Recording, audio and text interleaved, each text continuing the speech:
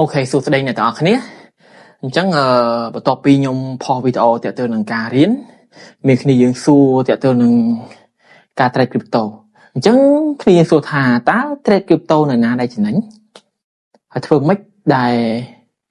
វាងាយស្រួលក្នុងការដកដាស់អូខេអញ្ចឹងនៅក្នុងការបង្រៀនរបស់ខ្ញុំនឹងបង្រៀនអ្នកទាំងអស់គ្នាឲ្យចេះ trade ទាំង crypto បន្ថែមទៀតអញ្ចឹងការ trade crypto តើយើង trade crypto នៅណាដែលចំណេញខុសពី Binance ខុសពី Bitget ខុសពី Get.io តើកន្លែងណាដែលធ្វើឲ្យយើងងាយស្រួលក្នុងការ trade crypto អូខេអញ្ចឹងឧទាហរណ៍ថានៅក្នុង Binance គឺយើង trade Bitcoin មានថានៅពេលដែលយើងចង់ trade Bitcoin អញ្ចឹងយើងត្រូវការដាក់លុយពីធនាគាររបស់យើងទៅអញ្ចឹងគេកាត់ fee ទាក់ទងនឹងការ P2P ពេលយើង trade ក៏ off fee ពេលយើង trade ចំណេញហើយយើងដកលុយចូលកុងរបស់យើងវិញក៏នៅ off fee ប៉ុន្តែនៅ platform របស់យើងគឺនៅពេលដែលយើងដាក់លុយគឺអត់អស់លុយទេមានថាអត់អស់ fee ក្នុងការ trade ទេអញ្ចឹងរាល់ platform ទាំងអស់ហ្នឹងនៅពេលដែលយើង trade មិនថាយើងដាក់លុយទៅក៏អស់ fee ដកលុយចូលក្នុងធនាគារយើងវិញក៏អស់ fee អញ្ចឹងតើយើងធ្វើម៉េចដែលអាច trade crypto ឲ្យមានការចំណេញហើយ spread ទៀតអញ្ចឹងណាសូម្បីតែទៅនឹងការតម្លើង leverage បើនៅក្នុងplatform crypto ដែលខ្ញុំប្រៀបរាប់ខាងមិញហ្នឹងគឺពេលយើង trade យើងចង់តម្លើង leverage យើងត្រូវយកលុយទៅយក cash ទៅដើម្បីតម្លើង leverage របស់វាអញ្ចឹងតកតងនឹងការ trade Bitcoin ដែលល្អដែលយើងមិនអស់ fee ក្នុងការដាក់មិនអស់ fee ក្នុងការដកនៅពេលយើង trade ចំណេញហើយយើងដកលុយចូលកុងក៏អត់អស់ fee ពេលយើងដាក់លុយដើម្បី trade ក៏អត់អស់ fee អញ្ចឹងនៅក្នុង platform ហ្នឹងគឺអ្នកទាំងអស់គ្នាអាច join នៅក្នុងការរៀនរបស់ខ្ញុំទៅខ្ញុំនឹងប្រាប់ថា platform ណាដែលយើង trade Bitcoin ហើយចំណេញអញ្ចឹង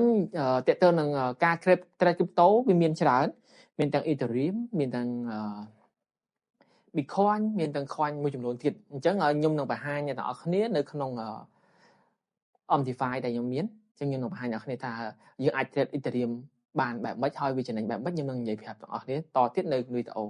បន្ទាប់ទៀតអញ្ចឹងសរុបជារួមមកតើយើង trade crypto នៅណាដែលចំណេញ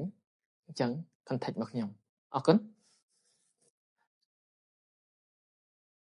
អូខេអញ្ចឹងឥឡូវខ្ញុំមកធ្វើការបង្ហាញតទៅនឹងការ trade crypto នៅក្នុង platform Optify របស់យើងនេះអញ្ចឹងនៅក្នុង platform Optify របស់យើងហ្នឹងគឺដើម្បី trade crypto បានយើងចុចលើវាមកយើងទៅ add ទៅខ្ញុំលុបនេះចោលសិនអញ្ចឹងខ្ញុំ add ទៅនឹង crypto អញ្ចឹងខ្ញុំហើមកនេះ crypto អញ្ចឹង crypto នៅក្នុង platform យើងមានអីខ្លះអញ្ចឹងយើងមានBitcoin អញ្ចឹងយើងហៅ Bitcoin មកហើយខ្ញុំ add ទៅអស់សិនadd ទៅអូខេហ្នឹងទៅ crypto នេះយើងអាចនេះ add មកកណោទៀត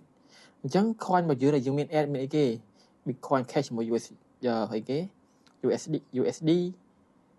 BTC ជាមួយ JPY អញ្ចឹងណាអញ្ចឹងវាមានច្រើនអញ្ចឹងវាមានទាំងកាក់ dot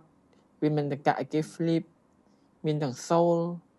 មានទាំង one inch យកមានច្រើនមានទាំង dot coin អញ្ចឹងការ trade crypto របស់យើងគឺមានច្រើនអញ្ចឹងយើងអាច add មកអ្នកដែលលេង crypto ណាអញ្ចឹងយើង add អស់មកអញ្ចឹងខ្ញុំ add ទៅអស់អញ្ចឹងភានណាដែលយើងចង់លេងជាមួយអូខេអញ្ចឹងឥឡូវខ្ញុំ add មកអស់ហើយអញ្ចឹងខ្ញុំចូលមកមើលក្នុងនេះអញ្ចឹងនេះសិតតែភា crypto ដែលយើងលេងក៏ crypto វាដើរ slow ចឹងទៅក៏ដើរលឿនទៅតាមអ្វីដែលយើងលេងវាទៅតាមនឹងដូចគ្នាអញ្ចឹងខ្ញុំចូលមកក្នុង chart Bitcoin មួយទៅអូខេអញ្ចឹងនេះ scenario Bitcoin វាពងដើរអញ្ចឹងវាដើរតិចអញ្ចឹងនៅក្នុងនេះក៏វាដើរតិចដែរភាខ្លះ slow វាយ៉ាង slow ទៅតាមនឹងអញ្ចឹងទៅអញ្ចឹងជាទូទៅគឺខ្ញុំលេងនៅលើ Bitcoin លេងលើ Ethereum ហើយនឹង Sol អញ្ចឹងណា Sol ខ្ញុំហៅ Sol សិន Bitcoin Cash ឥឡូវមិនបាច់បង្ហាញនេះទេខ្ញុំបង្ហាញទៅនឹង Bitcoin ជាមួយ USD ទៅអូខេអញ្ចឹងតើទៅនឹងនេះយើងឃើញ spread គឺវាទៀបទូចមែនតែនហ្មងនៅនេះអញ្ចឹងspread របស់វាហ្មងឥឡូវខ្ញុំ clear ឲ្យអស់សិនទៅខ្ញុំទុកទៅ Bitcoin ដើម្បីឲ្យមើលឲ្យងាយស្រួលមើលកុំឲ្យគ្នាយើងមេងអញ្ចឹងដឹងពីរបៀប add ទៅណាមិញគ្រាន់តែខ្ញុំ add បង្ហាញដល់អស់គ្នាទៅអញ្ចឹងការ trade គឺយើង trade នៅនឹងវាចំណេញទាំង spread ចំណេញទាំងការដកដាក់លុយវាអត់មានគិតលើអីដែលយើងត្រូវនេះទេអូខេឥឡូវខ្ញុំលុប chẳng tục tập bản định ok chẳng spread bảo vía đôi dương khơi nên nơi ní mán nè cứ khơi pi pon mà rồi đọc bằng mùi chẳng pi pon mà rồi đọc bằng mùi nắng cứยังกัดคอยเบียร์ปีกตรงแล้วจึงสามารถสเปรย์ปอวีมาไพ่จึงสเปรย์ปอวีจะมาไพ่เตจึงวิเคราะห์ปีในขนมใบนั้นหรือขนมบิดแก๊สหรือในกับเซ็งคือสเปรย์ปอวีลางดาวมันลางดาวแผงประมวยหอยจึงkhôngได้ใช้ง่ายอ่ะจึงขอก็ตัวสเปรย์คือยืนในนั้นจะนั่งมวยใหญ่โอเค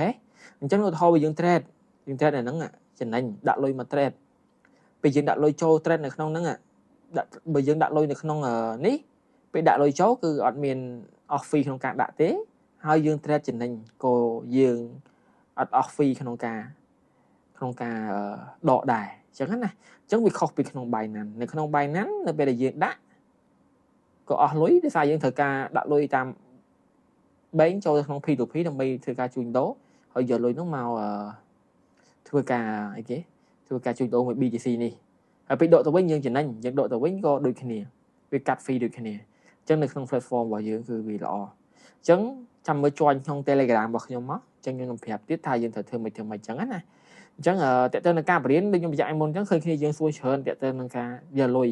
ខ្ញុំបរៀនអត់មានយកលុយទេខ្ញុំ free អញ្ចឹងសម្រាប់ការបរៀនគឺ free អញ្ចឹងចូលរួមទាំងអស់គ្នាអរគុណច្រើន